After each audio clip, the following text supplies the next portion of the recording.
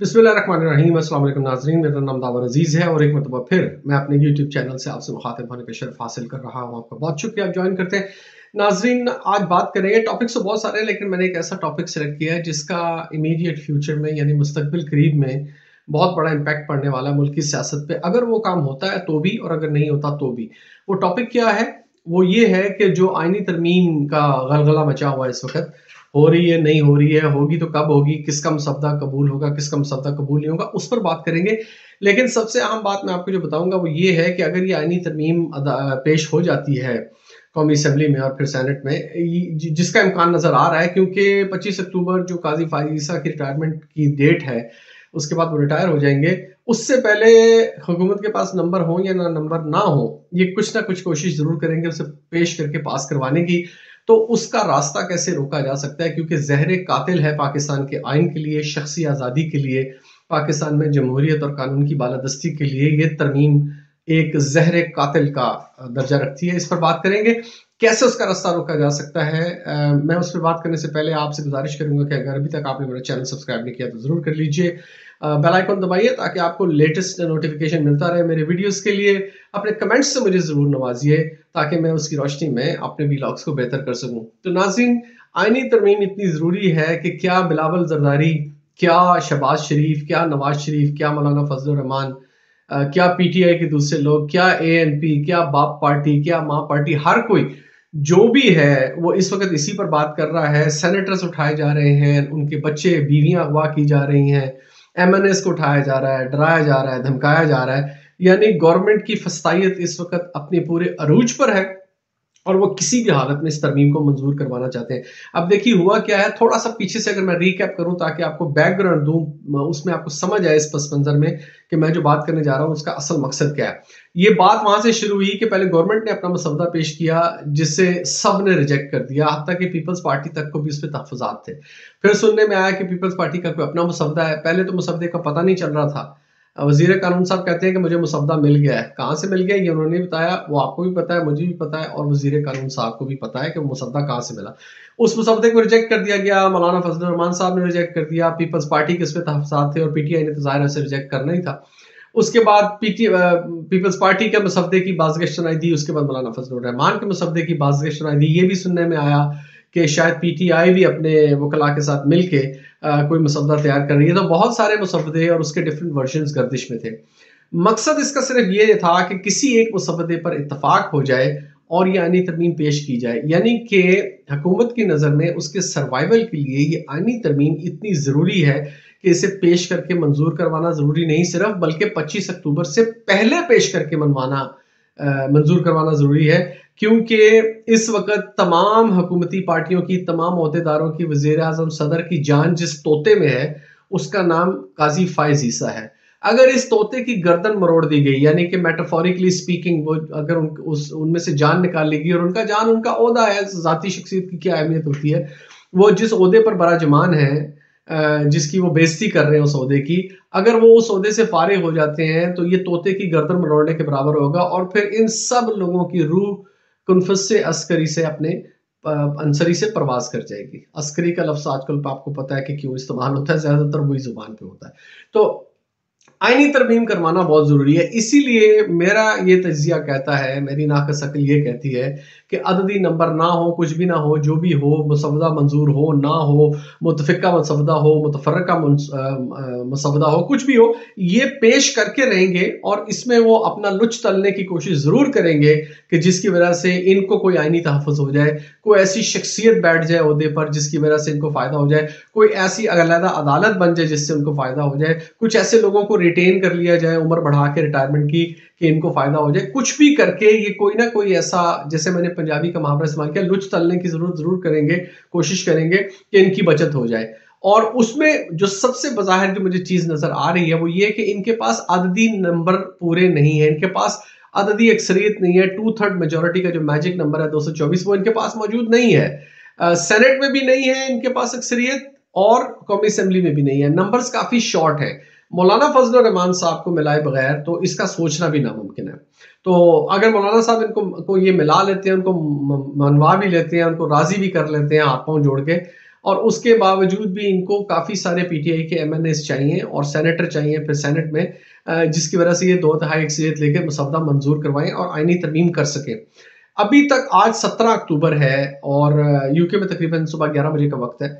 इसके मुताबिक पाकिस्तान में इस वक्त 3 बज के दोपहर के अभी तक जो सूरत हाल है उसके मुताबिक इनके पास अददी नंबर नहीं है। मौलाना फजलुर रहमान साहब इनसे एग्री नहीं किए हैं। कल जो नवाज शरीफ से उनकी मुलाकात हुई है उसमें भी तातुल है, उसमें भी कोई एग्रीमेंट पर ये नहीं पहुंचे। लिहाजा बज़ाहिर ये नजर आता है कि 18 अक्टूबर को जो कौमी असम्बली का इजलास बुलाया गया था वो शायद मौखर हो जाएगा, यानी कल के दिन, जैसे कि वफाकी काबीना का इजलास आज होना था उससे मौखर किया गया है, क्योंकि ये किसी एक मुतफिका मसवदे पर नहीं पहुंच सके। लेकिन मैं ये समझता हूँ, मेरे ख्याल में ये बात आती है कि ये तरमीम गवर्नमेंट के लिए, हुकूमत के लिए इतनी ज़रूरी है। जैसे मैंने कहा कि वो एक तोता है, तोते में जान है, तो ये एक इतनी ज़रूरी तरमीम है कि अगर इनका किसी भी पार्टी से या किसी भी मसवदे पर इत्तफाक ना भी हुआ तो ये अपनी मनमानी तरमीम पेश करके उसे पास कराने की कोशिश करेंगे। सवाल ये पैदा होता है कि ये कैसे करेंगे जबकि इनके पास नंबर नहीं है। तो वो मैं आपको बताता हूँ, वो तरीका बताता हूँ जो ये इस्तेमाल करने जा रहे हैं मेरे ख्याल में, और फिर उस तरीके का तोड़ या उसका सद्देबाब कैसे किया जाएगा मैं आपको वो भी बताता हूँ। तो नाज़रीन, आपको याद होगा कि जुलाई में एक फैसला दिया था पाकिस्तान की सुप्रीम कोर्ट ने, जो रिजर्व सीट्स थी उनके मुतालिक कि ये रिजर्व सीट्स कैसे डिस्ट्रीब्यूट होंगी, मखसूस नशिस्तें पार्टी बेस पर जिन्होंने जितनी वोट लिए और जितने लोग फिर उनके असेंबली में पहुंचे हैं उनको किस तरह से दिया जाएगा। उससे पहले बंदर बांट हो चुकी थी। वो सीटें जो पीटीआई को मिलनी चाहिए थी या सुन्नी इत्तेहाद काउंसिल कह रहे हैं कि उस वक्त उसमें लोग उनके शामिल थे, वो मखसूस नशिस्तें ख़वातीन और अक़लियतों की उन्हें मिलनी चाहिए थी। वो नशिस्तें उठाकर बंदर बांट माले गनीमत के तौर पर, माले मसरूका, डाके का माल कह लें, डाका मार के वो नून लीग, पीपल्स पार्टी और फजलुर रहमान साहब और इनकी दूसरी तीसरी जमातों में बांट दी गई थी। उस वक्त गवर्नमेंट के पास अददी अक्सरियत मौजूद थी, यानी जो उन्हें आईनी तरमीम करनी थी उसके लिए उनके पास मतलूबा नंबर दरकार थे। लेकिन फिर जस्टिस मंसूर अली शाह साहब की सरबराही में जो फैसला हुआ, उस फुल कोर्ट के इजलास की सदारत तो चीफ जस्टिस काजी फायद ईसा साहब ही कर रहे थे, लेकिन आपको याद होगा कि जो जितनी देर वो फैसला टला रहा, वो फैसले के ऊपर बहस होती रही और वो फैसला सुनाया नहीं गया और बहुत गरजे बरसे काजी साहब, लेकिन उसके बावजूद प्रिवेल किया आठ जजों ने और 5 जजेस नहीं प्रिवेल कर सके जो काजी फायद ईसा साहब के हमायत याफ्ता थे या उनके ख्यालात से मुत्तफिक थे, और एक फैसला तारीख साज ऐसा आया जिसकी वजह से वो रंग में भंग डल गया इन पार्टियों की, और वो मखसूस नशिस्तें जो उनको दी गई थी वो उनको वापस कर दिया गया, यानी उन्हें यूँ कह लें कि डिस्क्वालीफाई तो नहीं कहना चाहिए लेकिन नल एंड वॉइड कर दिया गया उस फैसले को, और इलेक्शन कमीशन ऑफ पाकिस्तान से कहा गया कि आप ये सीटें दोबारा एलोकेट करें उन पार्टीज को जिनकी ये हैं। उससे पहले भी जो डिसीजन जो आया था वो ये था कि जो पीटीआई के जो लोग थे जिन्हें आज़ाद उम्मीदवार डिक्लेयर करके कहा गया था कि जी ये किसी पार्टी से नहीं है तो हम इनको नहीं दे सकते, जबकि उस फैसले में ये लिखा भी गया था सुप्रीम कोर्ट के फैसले में कि पीटीआई एक पार्टी थी और पीटीआई एक पार्टी है, यानी इलेक्शन में भी ये पार्टी थी, चाहे उसके पास इलेक्शन सिंबल अपना बैट का निशान नहीं था लेकिन उसके बावजूद ये पार्टी थी। और जिन जिन लोगों ने कागजात नामजदगी में हल्फनामा जमा कराया या अपने आप को पीटीआई का मेंबर डिक्लेयर किया, इलेक्शन सिंबल उन्हें जो मर्जी दिया गया हो वो बहरहाल पीटीआई के कंसिडर होंगे, लिहाजा पीटीआई को दोबारा एक पार्टी पार्लियामान में करार दे दिया गया। 41 मेंबर गालिबन उनके पास उस वक्त भी थे जिन्होंने हलफनामे जमा कराए थे, और जो 39 अराकीन और थे 39, उनको ये 15 दिन की मोहलत दी गई थी कि आप अपने हलफनामे जमा करवाएं ताकि आप पीटीआई के रुकन हैं, ताकि आपको एमएनए का स्टेटस पीटीआई के टिकट पे एलोकेट किया जाए।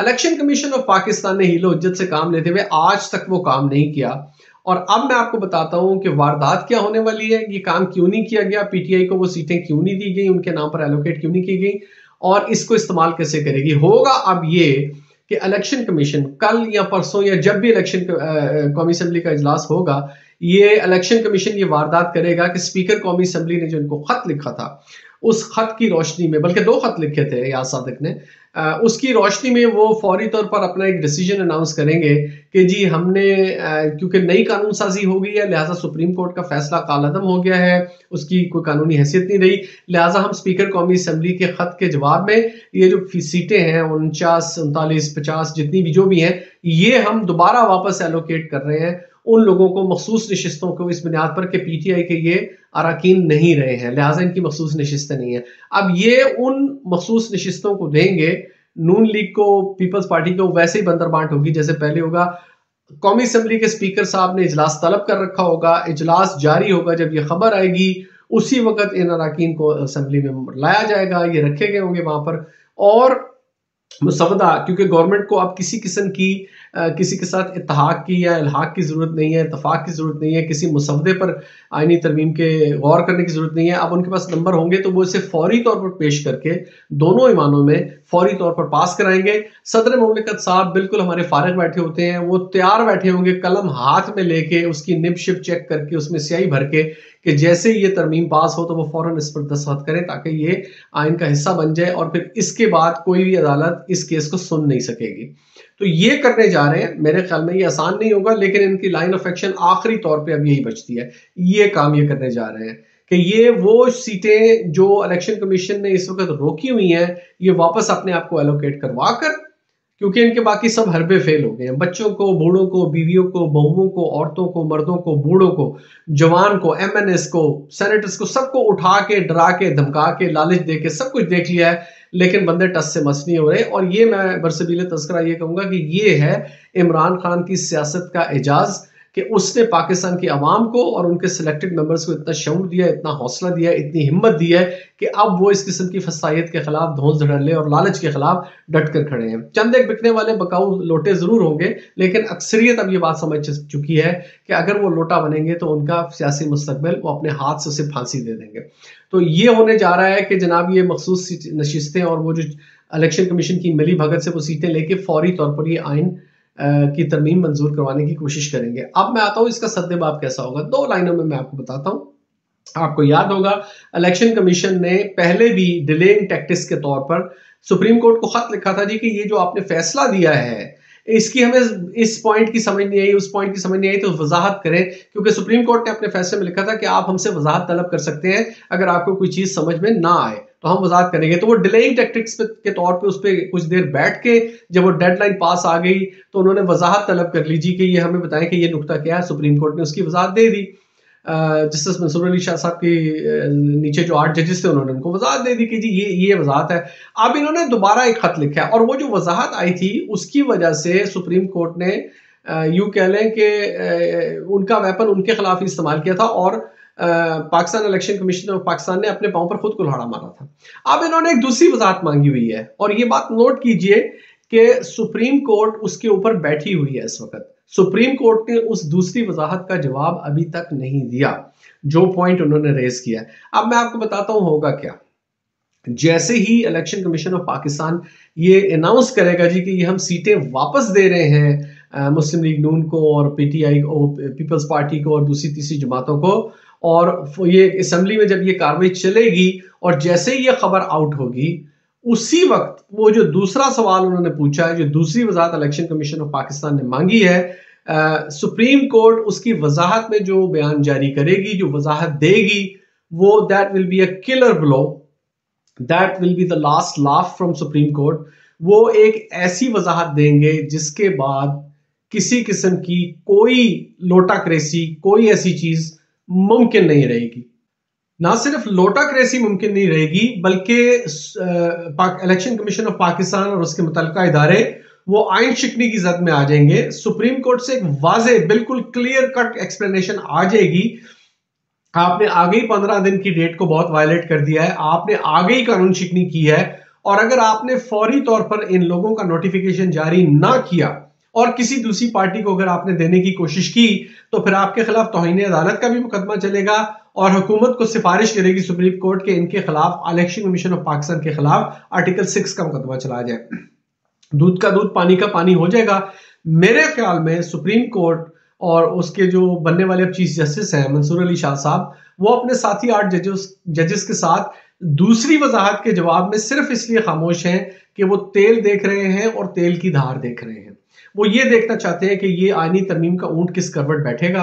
अगर उन्हें नजर आया कि दोबारा से एब्रोगेट करके, आइन को पामाल करके, आइन शिकनी करके एक मरतबा फिर बैक डोर से ही आईनी तरमीम करने की कोशिश की जा रही है और इंसाफ कायम और कानून के साथ ज्यादती करने की कोशिश की जा रही है, तो फिर इस वजाहत के ज़िमन में जो अल्फाज वो लिखेंगे अपने कलम से, वो किसी भी किस्म की चालाकी का, होशियारी का ये रास्ता रोक देगी और वो किसी सूरत में भी आईनी तरमीम नहीं हो सकेगी। ये मेरा तज़िया, आप इससे मुत्तफ़िक हो सकते हैं, ना मुत्तफ़िक हो, ये आपके ऊपर है। आज के लिए सिर्फ इतना ही है।